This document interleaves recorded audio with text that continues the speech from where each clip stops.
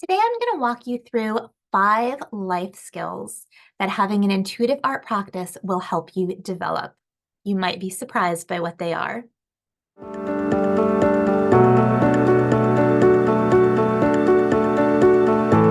Hi, friends. It's Aimee Blair here from Creative Compass. We are an online community of creative explorers. Today, I want to talk to you about life skills that having an intuitive art practice is going to help you develop. So first of all, if you're not sure what I mean by an intuitive art practice, I want to refer you back to my previous video that's titled, What is Intuitive Art? And that will break that down for you. Now, having an intuitive art practice is not just about developing your art skills, although it will do that also. It's about developing some life skills. And here's what I mean by that. What I like to say all the time is we practice on the canvas so that we can do it off the canvas, right? Out in our lives. So let me walk you through 5 life skills that your intuitive art practice is going to help you develop. So number 1 is presence, right? The ability to be present, to be focused on what you are doing in the moment. Some people call that mindfulness, right? So intuitive art is a process that is born of the present moment. You are working without a plan, without a vision, intuitively moving step by step. You have to be in the here and now to complete it. So practicing intuitive art is going to help you develop that skill of staying present in the moment where you are with what you are doing. And in our modern lives, we really need to hone this skill, right? There are so many distractions. There are so many things pulling us back into the past, forward into the future. It's really a skill we need to consciously develop. And as we do develop this skill to stay present, you are going to find all kind of benefits to your sense of calm, your sense of peace, your ability to listen, to be attentive, to be present with those you love. So this is just a wonderful skill that we all want to be working on, and intuitive art is going to help you with that.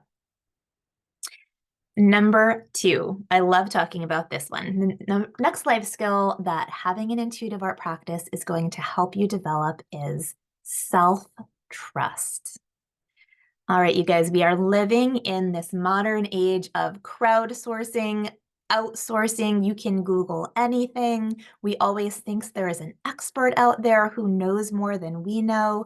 But when you're creating intuitive art, you have to tune inward, right? You have to listen within to your own guidance that comes from within you.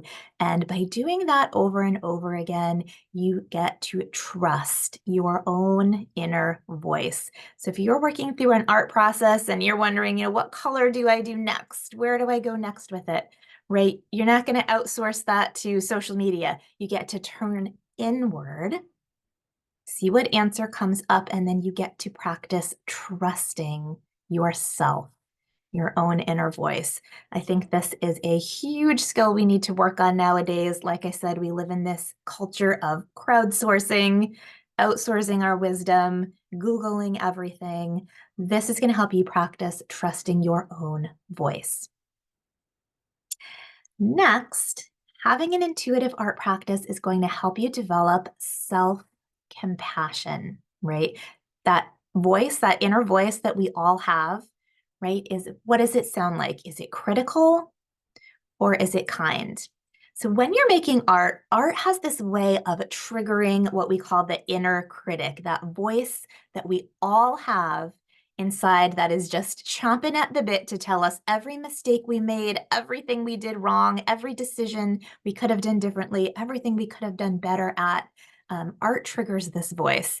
And through practice, through our intuitive art practice, we get to practice catching that critic voice and gently correcting it and changing it to a voice of inner compassion, right? We get to practice speaking kindly to ourselves, okay? Letting ourselves know that it's okay if we made a mistake, that we get to choose whatever colors we like, right? Things like that. So through your intuitive art practice, you are going to practice and learn to speak compassionately to yourself instead of living in self-criticism all of the time.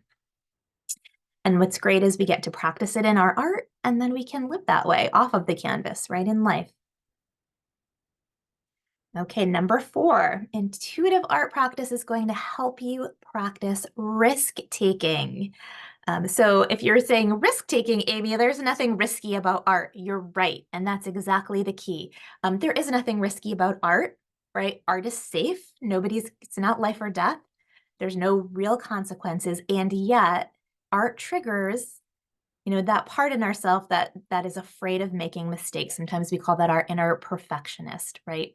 So we get to practice taking small risks that don't have a major consequence to them, like choosing a color that we normally wouldn't choose, or putting 2 colors together that we normally don't think go together, making some different marks that are different from our usual style or things we've seen before in artwork, right? We get to take those little risks and see that everything is okay.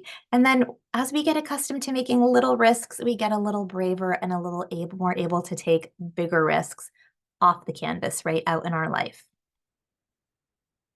And last, the 5th skill that your intuitive art practice is going to help you develop is getting comfortable with the unknown.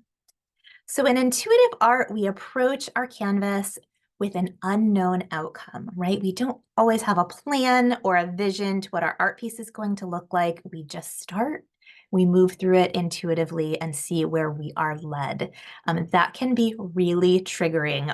Our brain likes to know the outcome. However, in life, how often do we know the outcome? Almost never, right? There is a lot of uncertainty and a lot of unknown in our real life.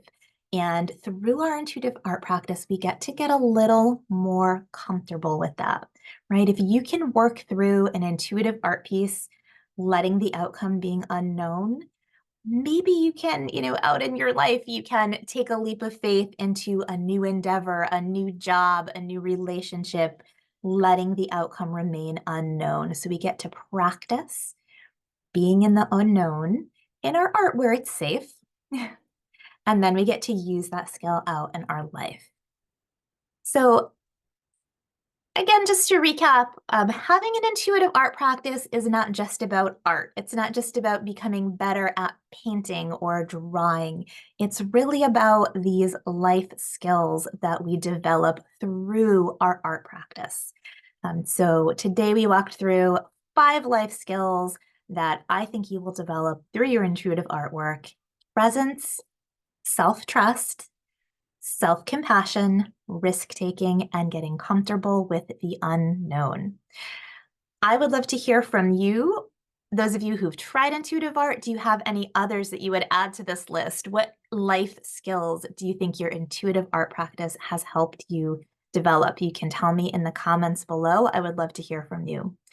Okay, friends, so that's our video for today. If you enjoyed this content, please make sure that you like and subscribe to this channel. You can hit the bell to get notified for new content when it comes out, and I will see you soon. Bye for now.